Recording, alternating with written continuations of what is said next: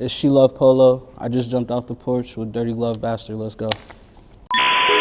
Sicilian, long hair, boom boom, look like it's worth $1 billion. I done All right, so we got the one and only SheLovePolo jumping off the porch with us today, man. How y'all doing? I'm feeling great. How about yourself today, man? Hey, I can't complain. Atlanta's beautiful. You Yeah. feel me? I got a lot of sights out here. Fuck with it. No, absolutely, man. Yeah. Yeah, so, what else you got planned while you're in the city, man? You just in and out with it? You on a promo run or what you doing? I'm on a promo run. I got another baby on the way and shit, so I know I'm gonna be taking a little break, you know? So I figured I might as well get as much publicity and shit while I can. So we're gonna get to it. I'm here. I got DJ Small Eyes too. Okay. You feel me? I checked in with a few of my label friends. Authentic Empire, somebody I've been fucking with for a long time, so I like to check back in with people, see where they head at. Yeah. How many kids you got, man? You say you got another one on the way? Yeah, I got 3. Okay, so this will be your fourth? No, this is my This will third be your one. third. Yeah, you feel me? I had my son when I was 19. I was a young dad. Definitely my motivation, like moving forward with everything after that, just because, nobody's gonna take care of your kids, so had to feed the fam, No, absolutely, man. Congrats on, new Thank one on you. the way too, man. Thank you. Yeah, man. All right, so, let's dive into your story, man. So Yeah, you're born in Haiti, right? Yep. Port-au-Prince, the capital. All my Zoes, they know what's up. And then you came over to the U.S. when you were 2? Yeah, we're lucky because it's kind of hard to come into the U.S. like when you're from another country. So my grandfather, he actually, he paved the way for my mom and my dad and I to come through. And then, all my culture knows is work. So when my parents came to America, as soon as they got here, they just got to work. Okay. And what part of U.S. did you land in at first? When I came, I think we came in through New York or New Jersey, one of them. Okay. And then I spent a lot of time in Philly, in North Philly, by the Boulevard. And I had family in Jersey and New York, so we would just always transition, go see what different types of areas it's like. But we settled in Pennsylvania though, outside of Philly. Okay. And you were also back and forth to Haiti too, right? Yeah, majority of my family actually stays there still. It's a very poor country, so not a lot of people have the opportunity to come here. That's why, we're lucky. Yeah, so what was that experience like, going to go back home to Haiti and then, kind of seeing how they live like? My parents, they wanted us to always remember where we came from.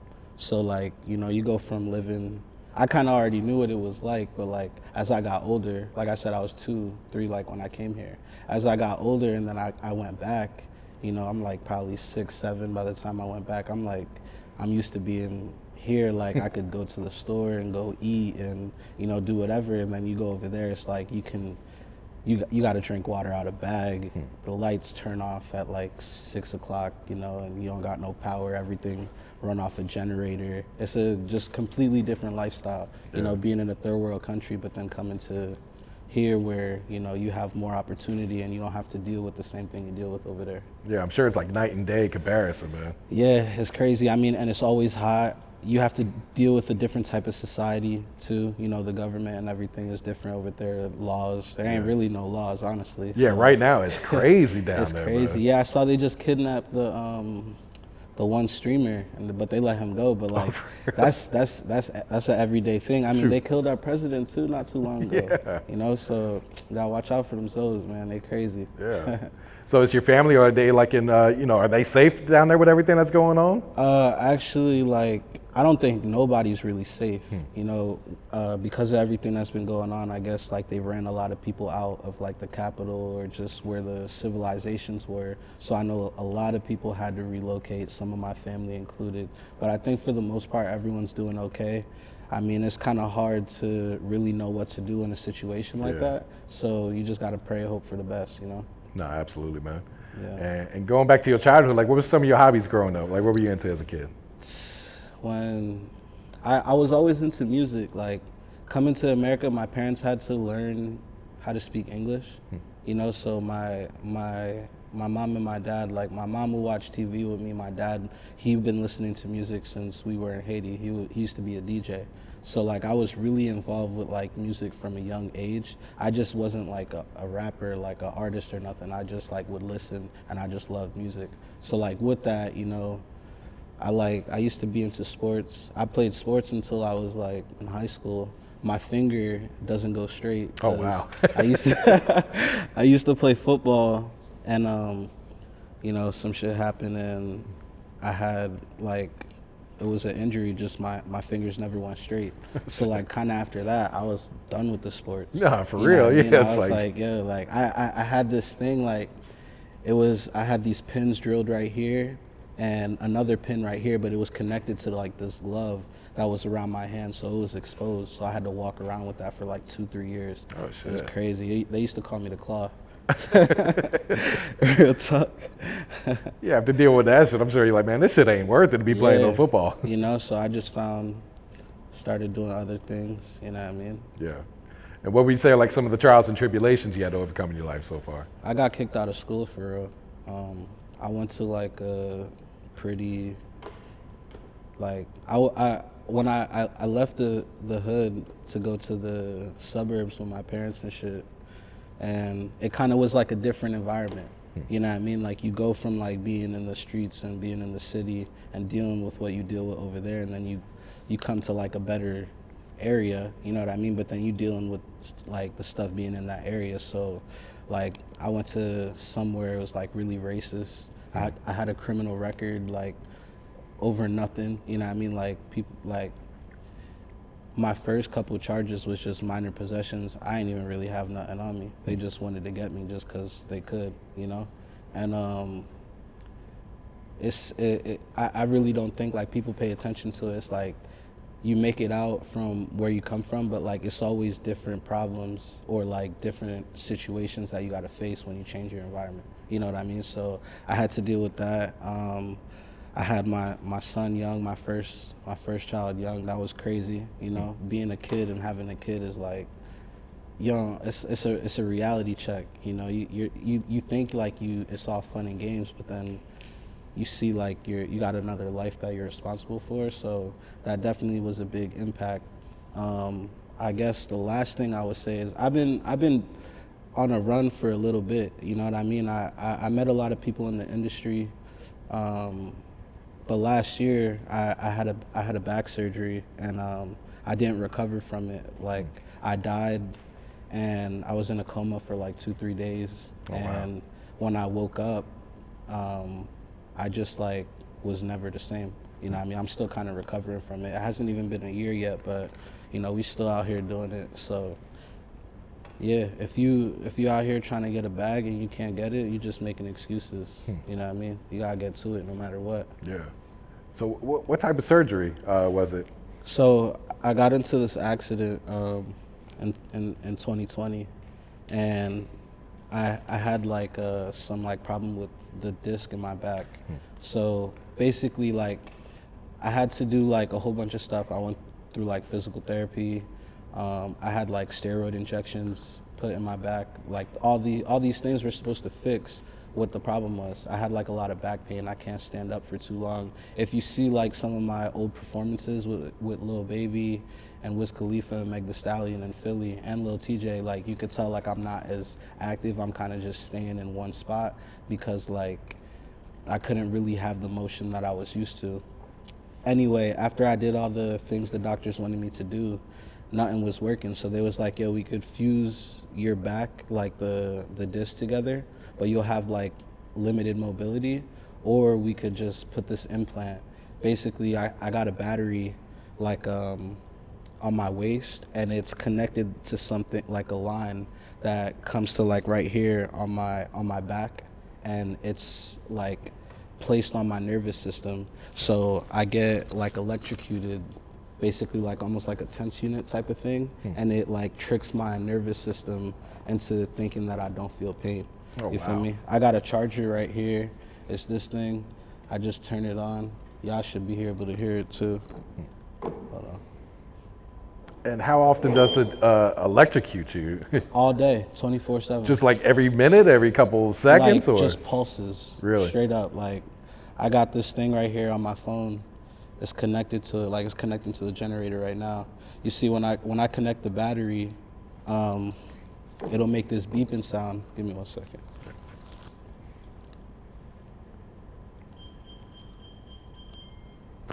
That means it's connected, you know what I mean?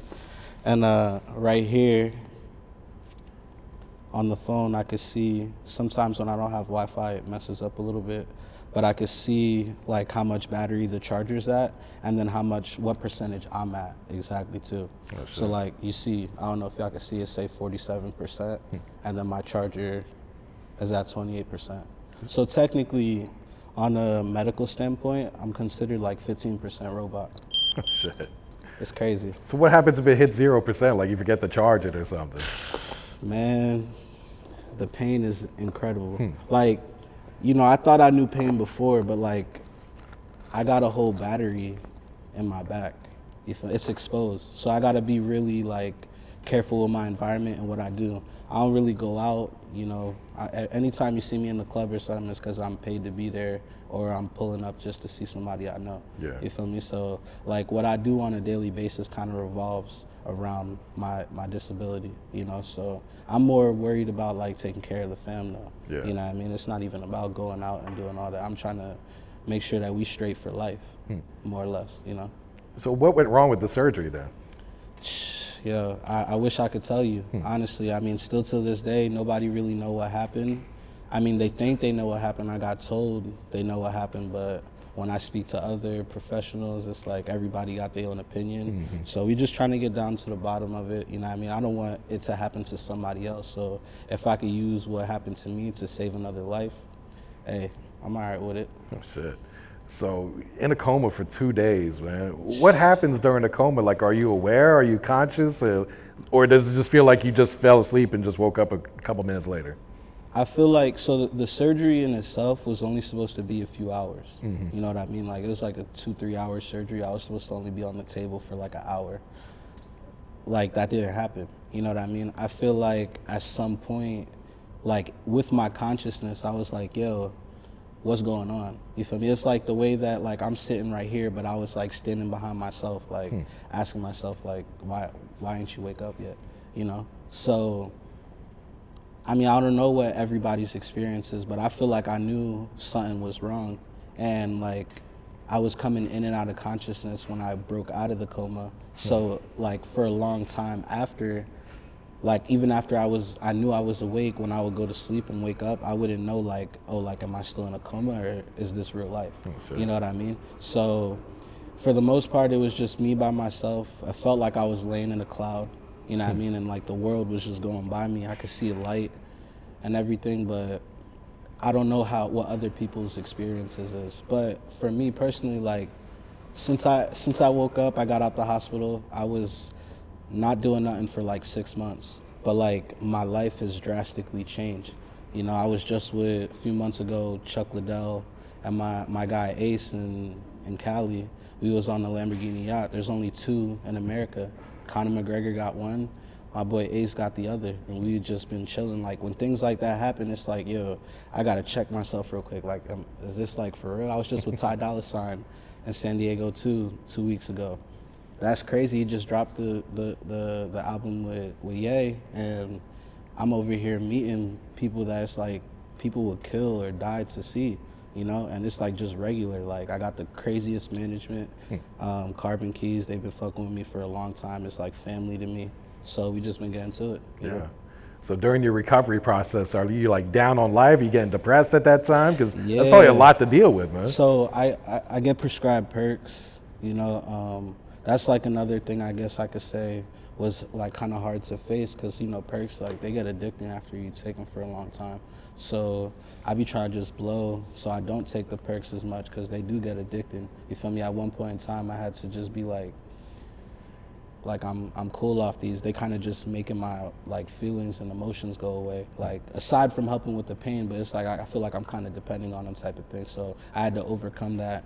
Now I don't really take them. You know what I mean? The whole recovery was crazy. I had to learn to walk again, and how to like maneuver with having something inside of me that isn't technically supposed to be there. Yeah. You know what I mean? So it was hard. I went through physical therapy. I had to learn how to use the phone and charging it and like remembering like, oh, like I can't do this, I can't do that, you know. So it was crazy. It still is crazy to this day. I'm still getting used to it, you know. Yeah.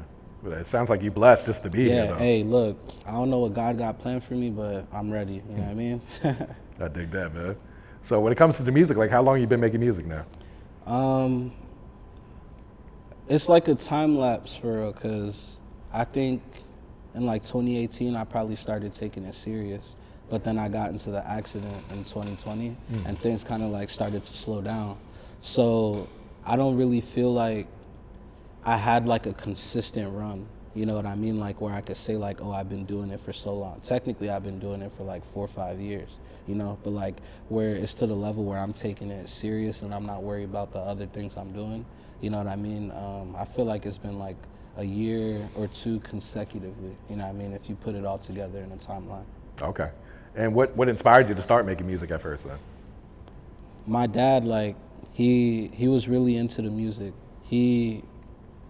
When I was young, I used to be like, oh, like I want to be like, you know, this person or that person. He would like try to get us studio time, and then I used to really like be focused. I'm talking like 10 years old, you know what I mean? Like I'm like, yo, I don't want to go to school. I don't want to, you know what I mean? I want to be a rapper, but like just like 'cause I'm a kid, you know what I mean? And it was just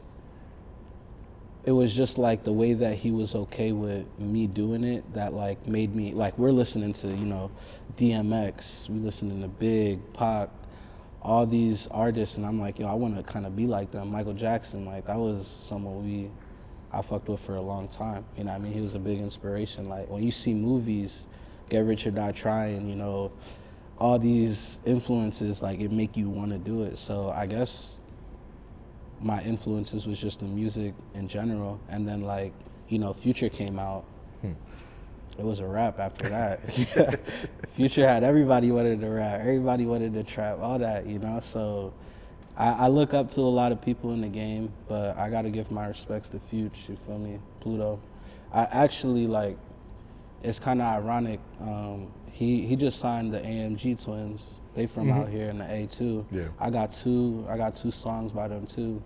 We about to drop soon. It's like crazy. That's why I'm saying, like back to the Coma thing. It's like I got things happening where it's like I feel like I'm dreaming. You know what I mean? But it's like it's real. I gotta wake up or snap out of it the next second and go back to it.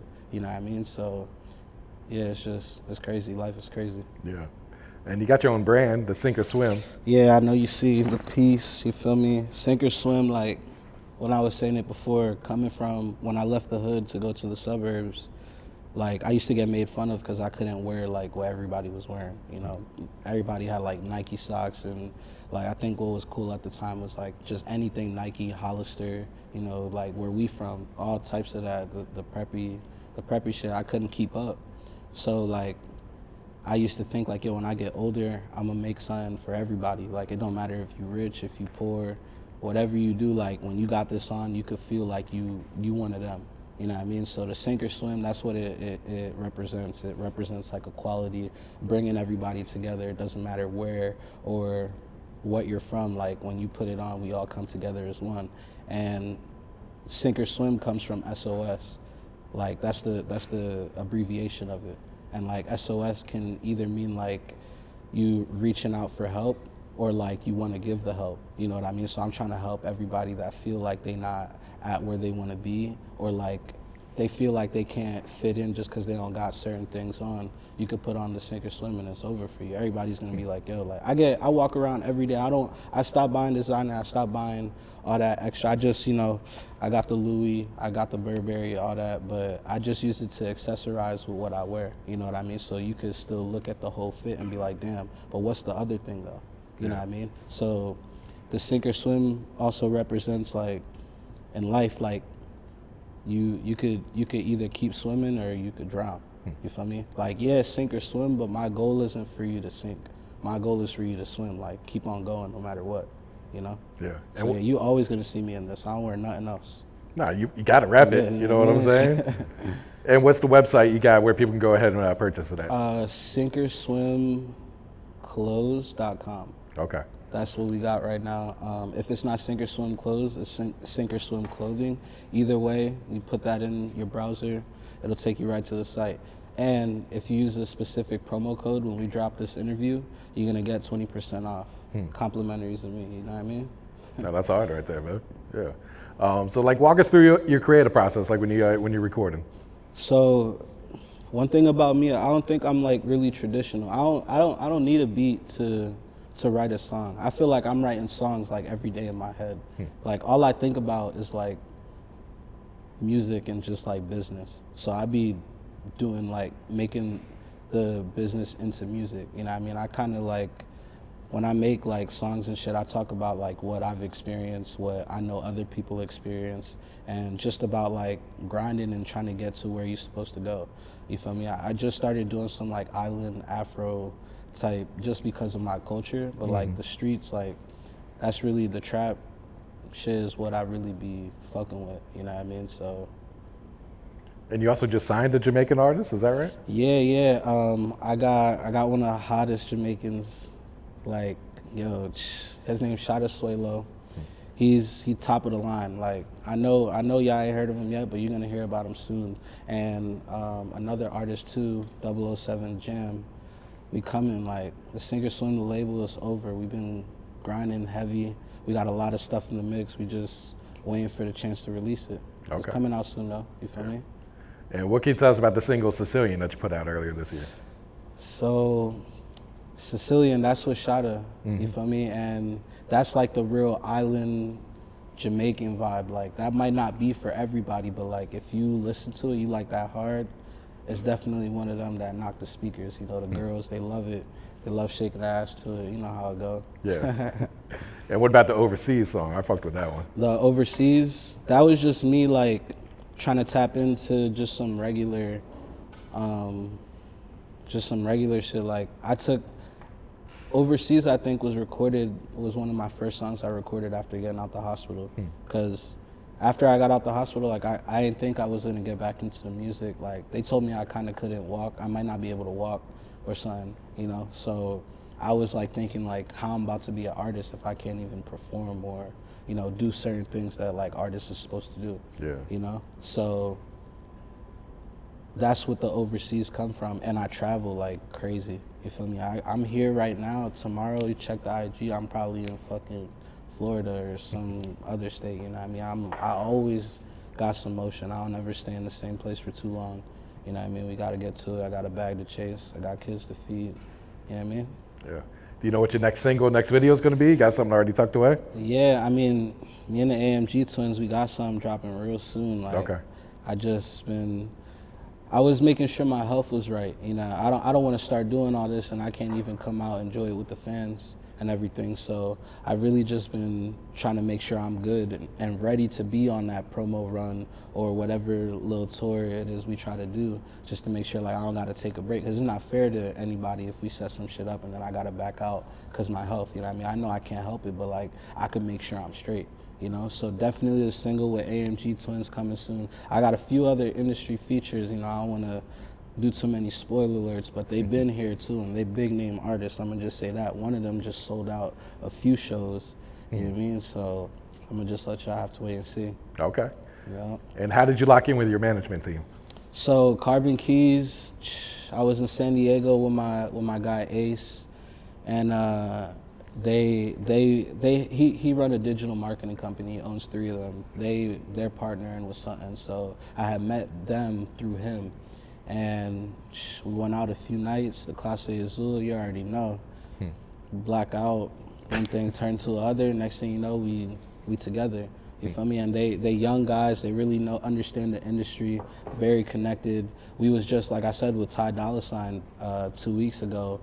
It was crazy. He played all the hits off the Vultures, you know what I mean? And it was just crazy to see that and experience it. So then when I seen that that's what they was bringing to the table, I was just like, yo, whatever we need to do, we need to just do it right now and just keep it going. So I'm locked in with them for life. I don't really see myself going nowhere else.